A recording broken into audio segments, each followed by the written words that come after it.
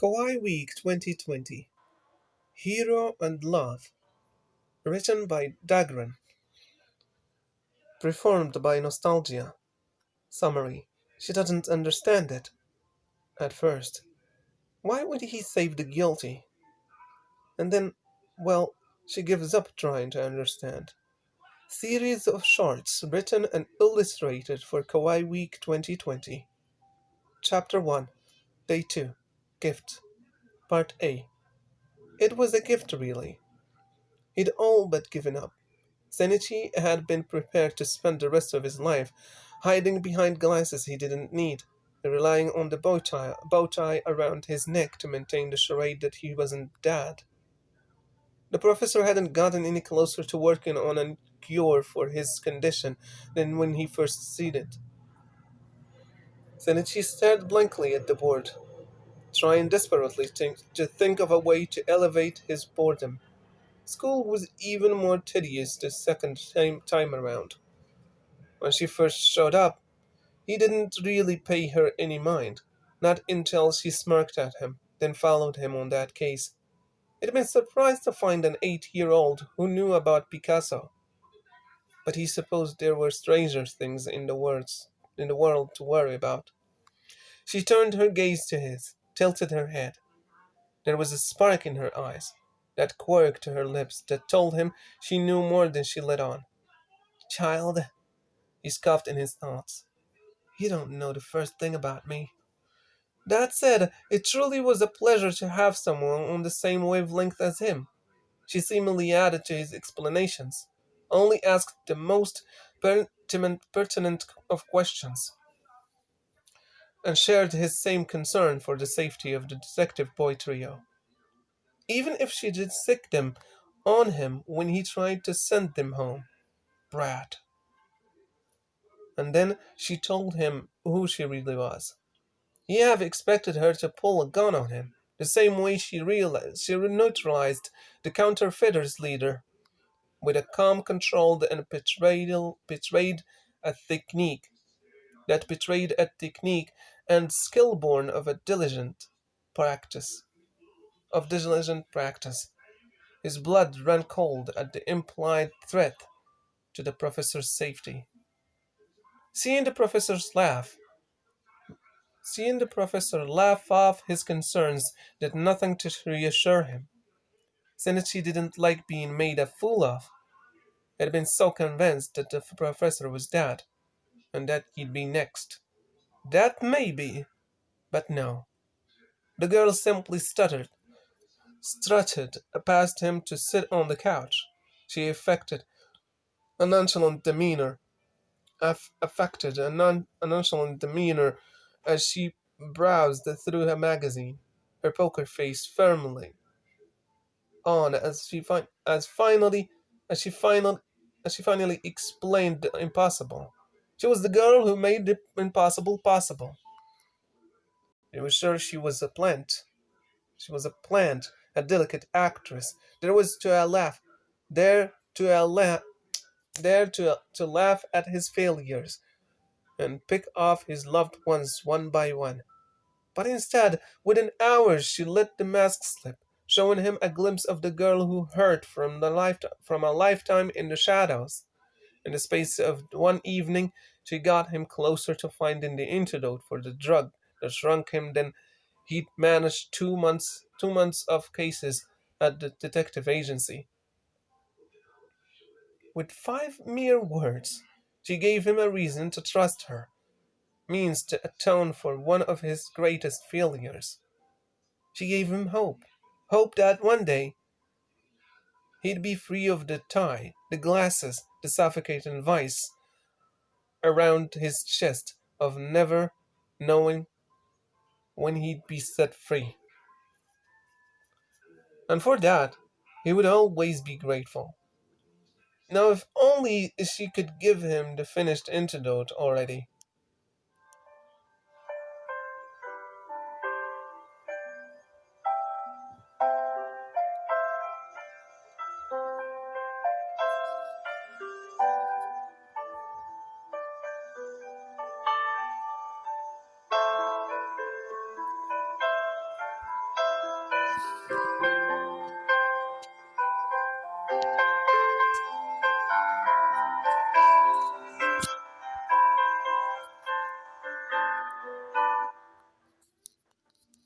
Chapter 2, Day 5, Hero, Part B. Shiro Miyano always thought of heroes as those that save innocents. After all, what benefit was there to saving the guilty? She used to dream as a child of a hero who would come and save her. A man in a cape, she imagined, with strong arms and even stronger morals. He'd stand up for her, shield her from the shadow guardians who stole away her sister the minute Akemi had whispered the mere thought of escape. Her hero would pull her into the light, free her from the crushing expectations of her being able to take over her parents' research one day. He would show her a world beyond maths and science lessons, beyond the cold glint murder's eye, and the harsh tang of gunpowder. Gunpowder. He would. Her hands shake as they teach her to. Her hands shake as they teach her to shoot. The pistol feels far too heavy for her, for its small size, as she complies with their instructions. She lines up the sight with the center of the target, a black dot where the silhouette's nose would have been. She feels her instructor's breath brush across the nape of her neck. Goosebumps from form on her arms. A shiver runs down her spine. Shoot, they whisper. There is no hero there to save her. She knows far too well the sting that comes from punishment, the price of disobedience. And she shoots. Her first shot goes wide, but it still nicks the paper silhouette's temple. She shudders, resumes the position. They're training her to kill, she knows. They say it's for her own protection, but she knows it's to turn her into a tool, a weapon, a killer. She weeps that night, alone in her bed. Sleep tires. When when it comes, she sees the hero from her dream eyeing her up, assessing. Why would he save the guilty? Years go by, and she stops dreaming of a rescue. She knows full well how much blood is on her hands, how much more will be when her work gets used beyond experiments. Her sister's death is the tally mark on her conscience. On her conscience, she had hoped to avoid with her full compliance. Instead, it weighs so heavy on her that she actively seeks out a punishment. After all, why delay the inevitable? And then she meets him, the hero from her dreams. He looks nothing like she imagined. He's short, bespectacled, and ornery. Ornery. But still, he does the unthinkable. Time and time again. He saves her. He saves her, knowing that she's been tainted. He saves her despite the blood on her hands. He saves her because that is what he does, even though it's clear her mere presence at his side endangers him and his loved ones. She doesn't understand it at first. And then, well, she gives up trying to understand. Instead, she falls in love.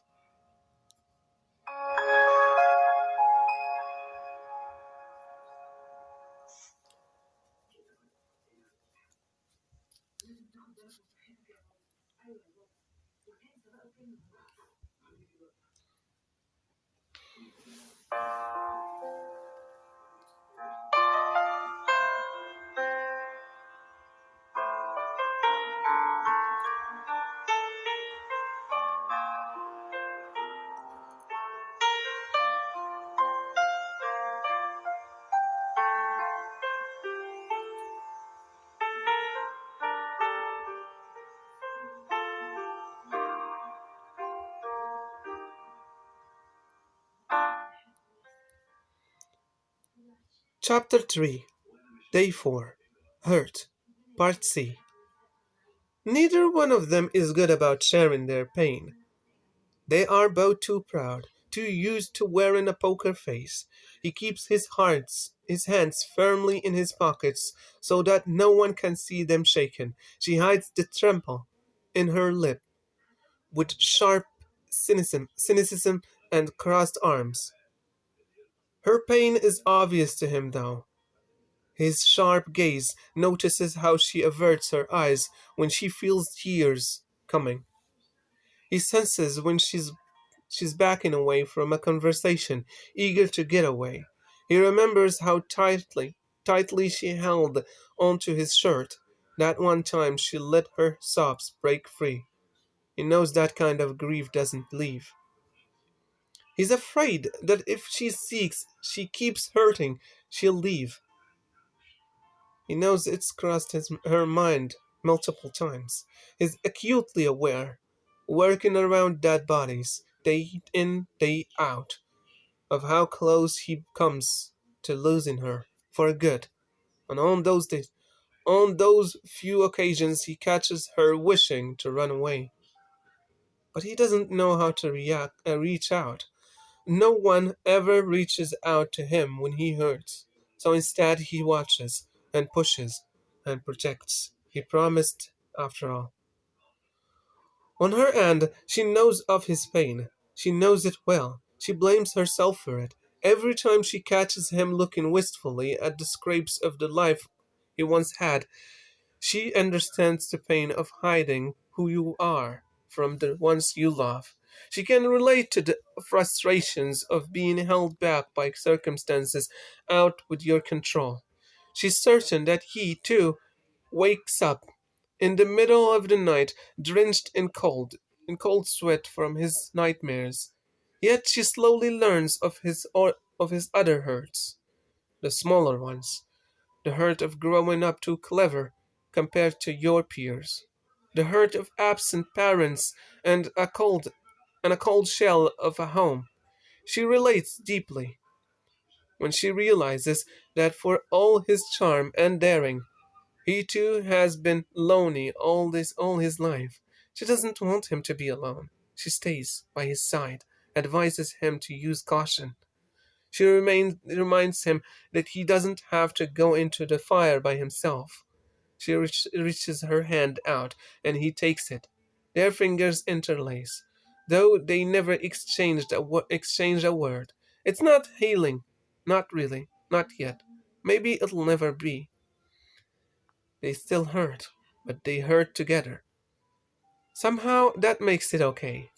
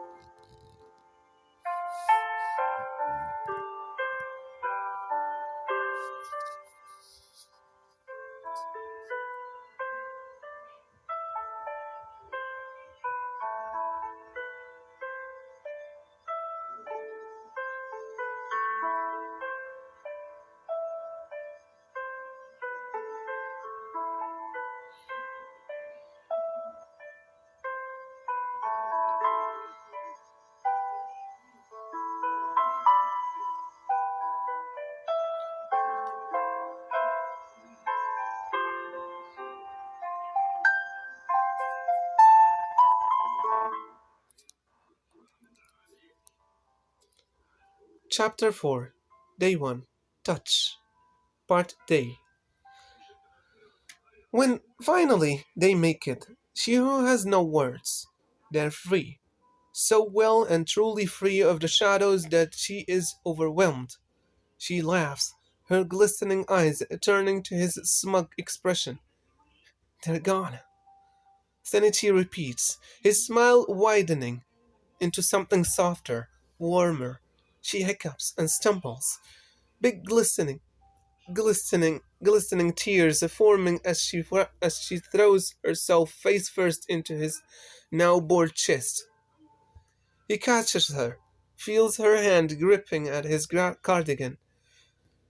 It echoes that night they first met. He remembers when she'd fallen to her knees and cried all her tears into his white shirt. That time he had remained stiff, unyielding as he fought the instinct to cry with her. This time, however, he allows himself to lean his chin against her head, to reach out with his hands to touch her shoulder, her neck, as he holds her upright. They've made it.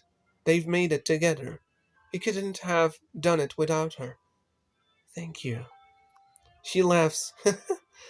You're welcome. She chuckles between sobs, prodding him with one hand as she prompts him to let her go. He doesn't really want to. It's so nice to finally be able to hold her, and not the mask she'd been forced to hide behind for so long. He hadn't realized that her touch could be so addictive, but he respects her more than he respects anyone, so Shinichi lets go, steps back. So, he smirks. What's next? Next? Shiho says slowly, wiping the last of her tears from her face. Well, let me see. Shinichi's heart falters as he sees her smirk in turn. There's something predatory in her expression now. Next come this. He burns under her touch as she leans up, her hands cupping his jaw. There's no misinterpreting her intentions. He smiles. The future is theirs.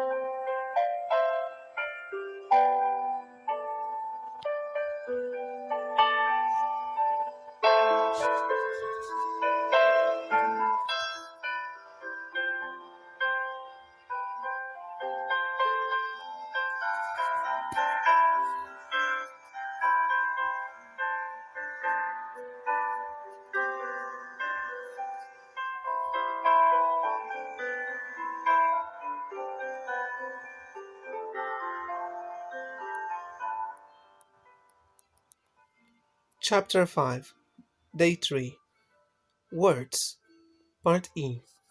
Life takes on a new routine. Shiho takes up writing. Though she's not got the credentials,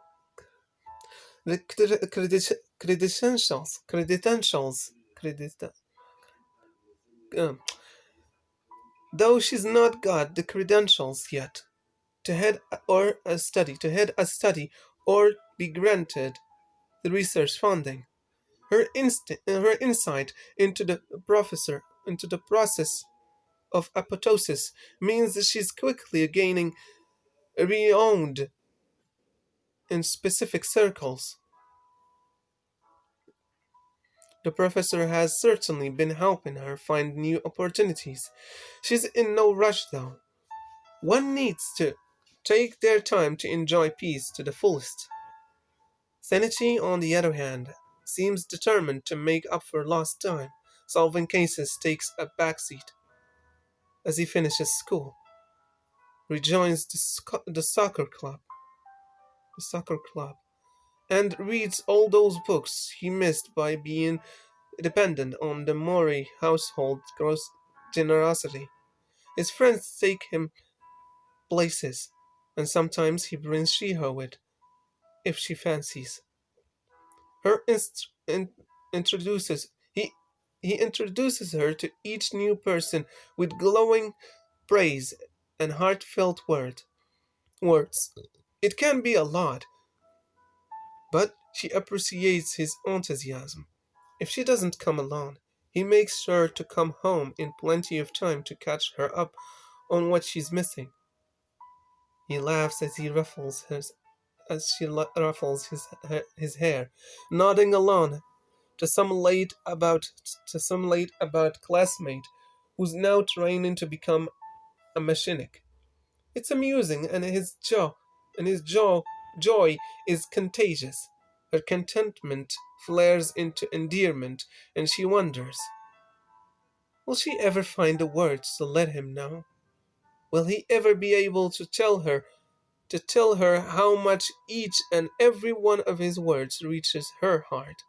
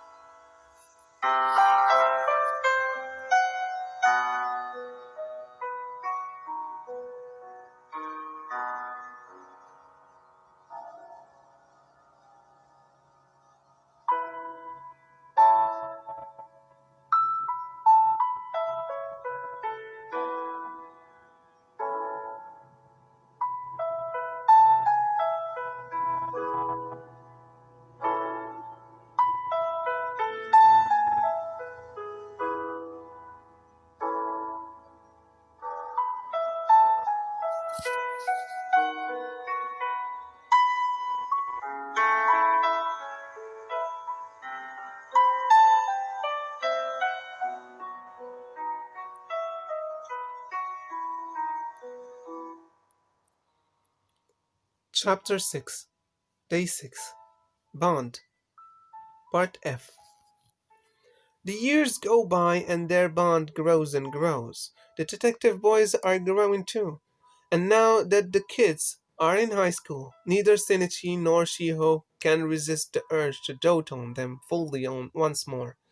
Ayumi, Mitsuhiko, and Jinta are as keen as them to solve cases together, and there's no way the three will refuse the monoton the mentorship of Japan's number one private investigator and Tokyo's leading forensic scientist when it is offered to them so freely.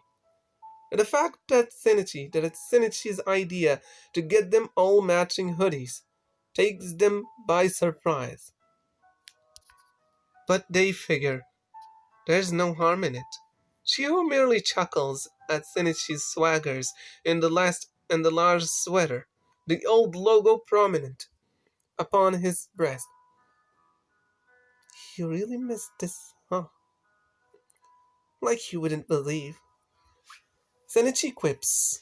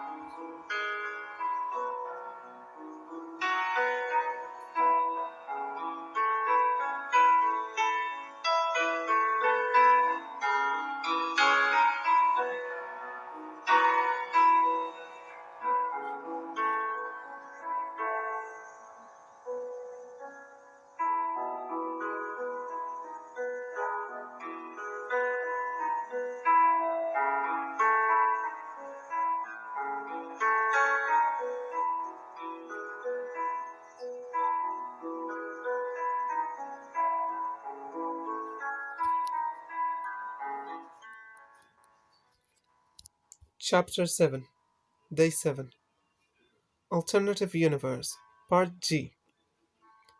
On paper, working for LexCorp was a dream job. The founders' philanthr- philanthropy, philanthropy, ingenious inventions, and political sway had the world clamoring after him as though he was some savior. She who knew better. The reality of working for LexCorp, or more specifically, the man himself, was radically different. Oh, there were plenty of people facing workers in the retail outlets and factories who still brought into the myth. But it was in the bought into the myth. But it was at the science labs that the real work happened. Chiho, gifted and talented Chiho, had found herself in charge of one of Lex Luthor's labs by the age of 18. She'd been plucked out of middle school, away from her only family, straight into an accelerated Luthor-funded doctorate, doctorate in chemistry and advanced biogeology. The only reason she survived the girling pace was the occasional phone call from her sister and the fact that she found the work interesting. It wasn't until she met the man himself that she began to suspect that there was more to his scholarship, a drive, than merely the quest for knowledge. Cold grey eyes on a face with sharp cheekbones and thin-lipped mouth were a far cry from the persona Lex Luthor liked to portray for the cameras. Oh, he was every bit as sharp and intelligent as his inventions merited. But he was also driven by a strewn anger, by a strewing anger that took a lot of getting used to. "You'll have to learn how to use a gun," he said one day, a command. It sent shivers down Shio's spine, but she didn't question it. She worked in the lab long enough to see what become of those that questioned him, knowing that her predecessor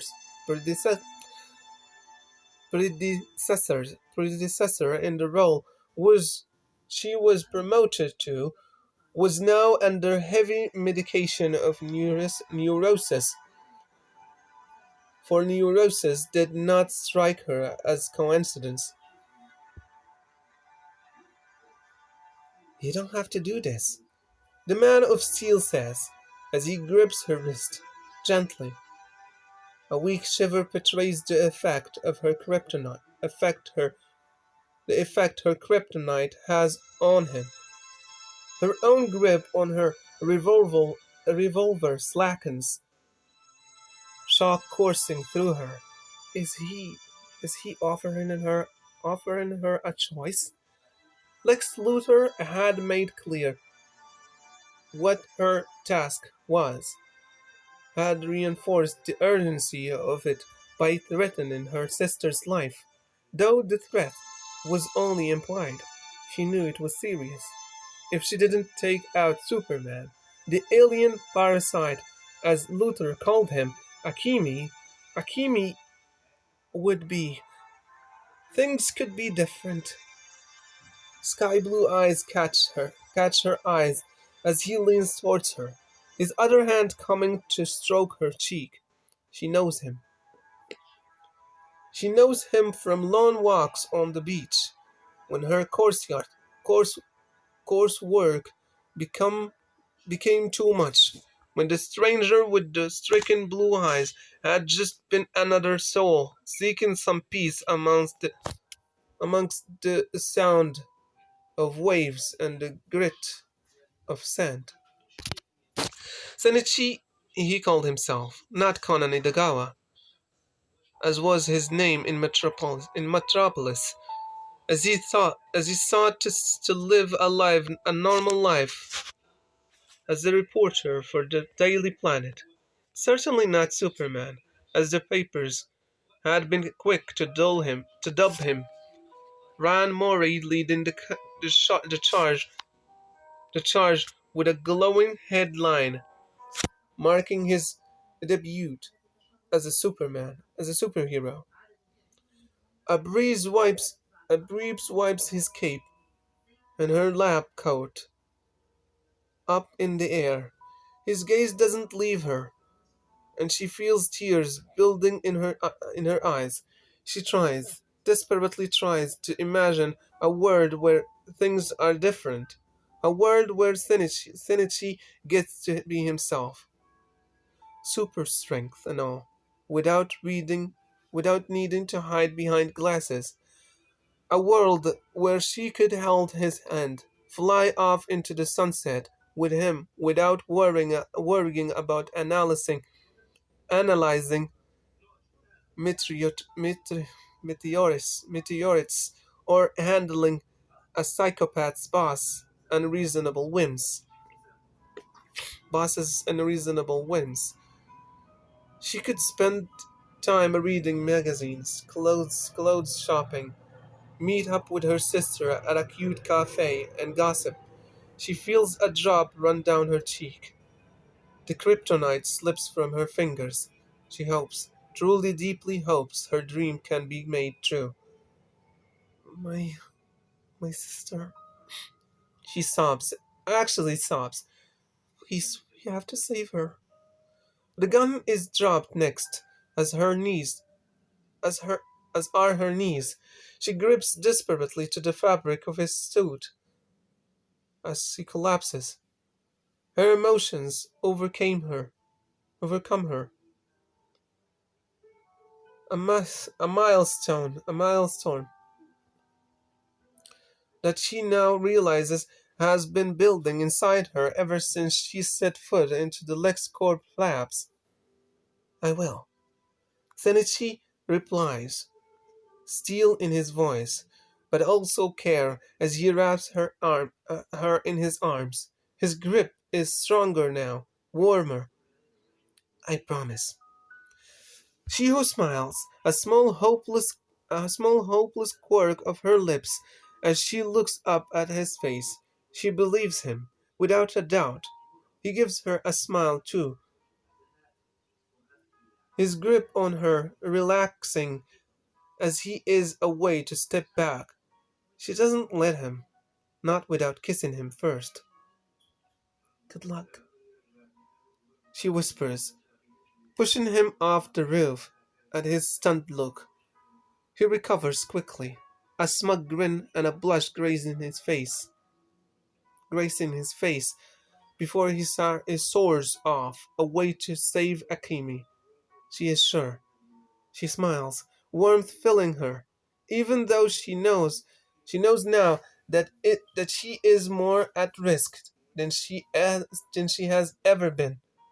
It feels good to be finally true to who she wants to be.